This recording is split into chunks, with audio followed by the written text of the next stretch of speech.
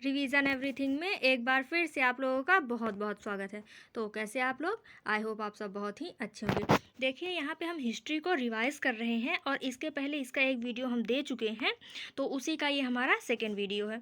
तो चलिए शुरू करते हैं। यहाँ पे आज की जो पहली घटना है वो है लाहौर षड्यंत्र। ये कब हुआ था? तो 8 अप्रैल 1929 को। और भगत सिंह और बटुकेश्वर दत्त जी इससे संबंधित है। इन्होंने क्या किया था कि लाहौर में जो असेंबली लगी हुई थी वहाँ पे जाके दोनों लोग बम फोड़ आए थे। ठीक है, तो लाहौर षड्यंत्र कहाँ हुआ था?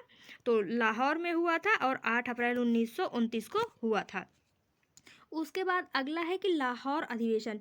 यह लाहौर अधिवेशन कांग्रेस का है। ठीक, ये हुआ था दिसंबर 1929 को। ध्यान दीजिएगा कि कांग्रेस के जितने भी अधिवेशन हुए हैं 1929 तक, वो सभी दिसंबर में हुए हैं, और 1929 के बाद जो भी अधिवेशन हुए हैं वो सब जनवरी में हुए हैं। ठीक है, तो इसमें क्या हुआ था?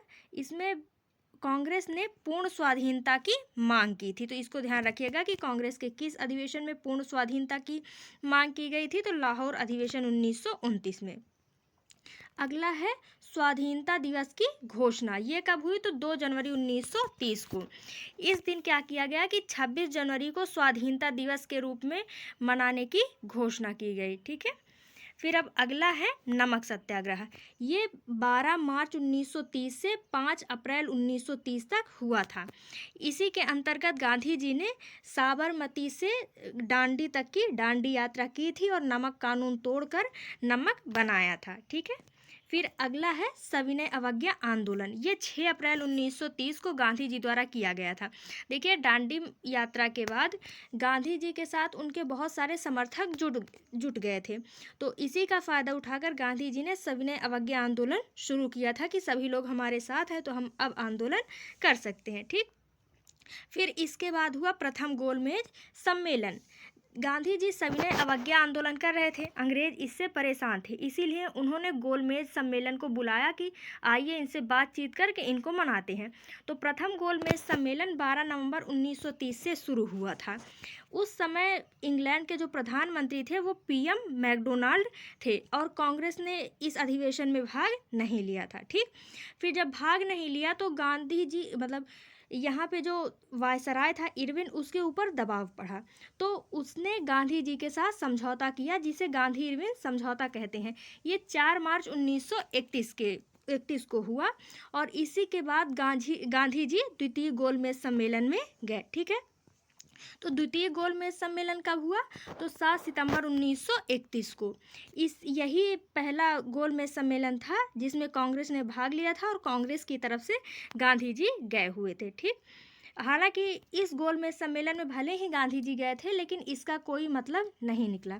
तो फिर जब कोई मतलब नहीं निकला तो अंग्रेजों ने कम्युनल अवार्ड की घोषणा कर दी। कब? 16 अगस्त 1932 को मैकडोनाल्ड द्वारा पृथक प्रतिनिधित्व की घोषणा की गई। देखिए, 1909 में जैसे मुस्लिमों के लिए पृथक निर्वाचन क्षेत्र घोषित किया गया था, उसी तरीके से एससी के लिए भी अंग्रेजों ने पृथक निर्वाचन क्षेत्र दे दिया, जिसका विरोध गांधी जी ने किया। अब जब गांधी जी ने विरोध किया तो अंग्रेज गांधी जी को पकड़ के जेल में डाल दिए। तो गांधी जी जेल में ही भूख हड़ताल पर बैठ गए। उसके बाद हुआ पूना पैक्ट, यरवदा जेल में ही, जब गांधी जी जेल में थे। ये कब हुआ? तो 24 सितंबर 1932 को।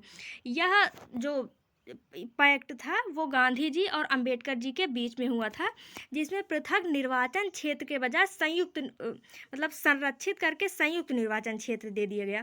कहने का क्या मतलब है कि किसी एक ही जगह पर संरक्षण नहीं दिया जाएगा, आरक्षण नहीं दिया जाएगा, बल्कि जैसे वर्तमान की हम बात करें तो 545 सीट है अगर लोकसभा की मान लेते हैं, तो इसमें से कुछ सीटें रिजर्व कर दी जाएगी एससी एसटी के लिए, और ये केवल एक ही क्षेत्र में नहीं बल्कि हर बार चुनाव के हिसाब से अलग अलग जगह पर ये सीटें दी जाएगी। तो यही पूना पैक्ट में भी कहा गया कि जो भी आरक्षण मिलेगा वो एक ही क्षेत्र में नहीं मिलेगा, बल्कि समय समय पर अलग अलग जगहों पर ये आरक्षण दिया जाएगा, एक ही क्षेत्र में नहीं दिया जाएगा। ठीक है, फिर अब अगली घटना है तृतीय गोलमेज सम्मेलन। ये 17 नवंबर 1932 को हुई थी और कांग्रेस ने इसमें भी भाग नहीं लिया था।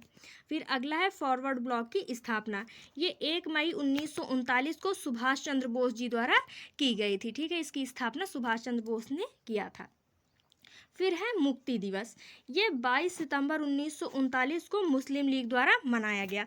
देखिए 1939 से ही द्वितीय विश्व युद्ध शुरू किया गया और इस समय तक जो असेंबली थी वहाँ पे भारतीय प्रतिनिधित्व करने पहुँच गए थे, क्योंकि 1935 में चुनाव हुआ था, 37 में कांग्रेस और मुस्लिम लीग असेंबली में पहुँच गई। भले ही ये लोग असेंबली में पहुंच चुके थे, लेकिन अंग्रेज जो थे वो ज़बरदस्ती भारतीय सैनिकों को द्वितीय विश्व युद्ध में उतार दिए थे, वो भी बिना कांग्रेस से पूछे। तो इसीलिए कांग्रेस ने इस्तीफ़ा दे दिया। वो उसकी सरकार जहाँ जहाँ पे भी थी सब से उन्होंने इस्तीफ़ा दे दिया। और जब कांग्रेस ने इस्तीफ़ा दिया तो मुस्लिम लीग ने उसी को मुक्ति दिवस मनाया। तो मुस्लिम लीग ने मुक्ति दिवस कब मनाया? तो 22 सितंबर 1939 को। फिर अगला है पाकिस्तान की मांग। ये 24 मार्च 1940 को किया गया मुस्लिम लीग के लाहौर अधिवेशन में। ध्यान रखिएगा कि 1939 में कांग्रेस का भी लाहौर अधिवेशन हुआ था जिसमें पूर्ण स्वराज की मांग की गई थी, लेकिन ये वाला मुस्लिम लीग का लाहौर अधिवेशन है जिसमें पाकिस्तान की मांग की गई है। ठीक है, फिर अगला है अगस्त प्रस्ताव। ये 8 अगस्त 1940 को लाया गया वायसराय लिनलिथगो द्वारा। इसमें क्या किया गया? लिनलिथगो ने कहा कि अगर भारतीय हमें युद्ध में सहयोग देंगे तो जो हमारी कार्यकारिणी परिषद है उसमें इनको कुछ छूट दी जाएगी, उसमें भारतीयों को भी सदस्य बनाया जाएगा। ठीक, फिर अगला है क्रिप्स मिशन। ये मार्च 1942 में आया। इसके जो अध्यक्ष थे वो स्टीफर्ड क्रिप्स थे। ठीक है, फिर अगला है भारत छोड़ो आंदोलन। ये 8 अगस्त 1942 को हुआ और महात्मा गांधी जी की अध्यक्षता में हुआ था।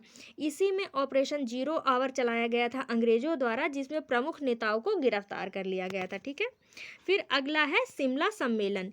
ये 25 जून 1945 को हुआ। इसमें भारत के जितने भी राजनीतिक दल थे अंग्रेजों ने उनको बुलाया और मिलकर सम्मेलन उसमें किया गया था, सारी बातें उसमें रखी गई। ठीक, फिर अगला है नौसेना विद्रोह। ये 8 फरवरी 1946 को हुआ। मुंबई के जो HMIS तलवार के जो सैनिक थे ये उनके द्वारा विद्रोह किया गया था। इसमें डेट इंपॉर्टेंट है, इसको ध्यान रखिएगा। ठीक, फिर अगला है इटली की घोषणा। ये 15 मार्च 1946 को किया गया था।